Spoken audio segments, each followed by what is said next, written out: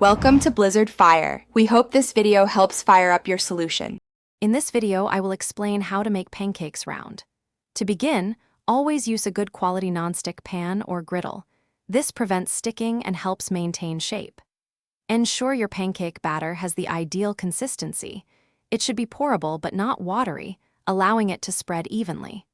Preheat your cooking surface to a consistent medium-low temperature, around 300 to 325 degrees Fahrenheit. This foundational step is crucial for achieving those desirable, uniformly round pancakes, ensuring they cook beautifully and hold their form. Once your pan is ready, the pouring technique is key. Use a spouted measuring cup or a ladle for better control. Begin pouring your batter directly into the center of where you want your pancake to be. Let the batter spread naturally into a circle.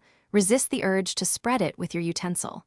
For a standard-sized pancake, about 1/4 cup of batter is usually ideal, preventing them from becoming too large or uneven. For extra precision, consider using pancake rings or metal cookie cutters. Simply place them on your preheated griddle, pour the batter inside, and remove them once the edges set. Another excellent tool is a squeeze bottle. It allows for very precise control over where the batter goes, helping you draw perfect circles. If your batter spreads a little unevenly, a gentle nudge with your spatula can help guide it back into a round shape. These simple tools make achieving consistent, round pancakes easier.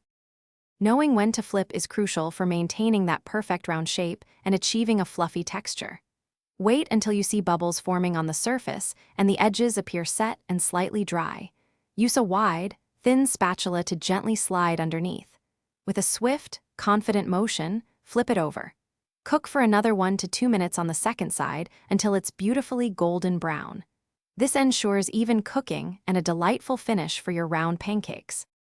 Thanks for watching. If you found this helpful, don't forget to like and subscribe.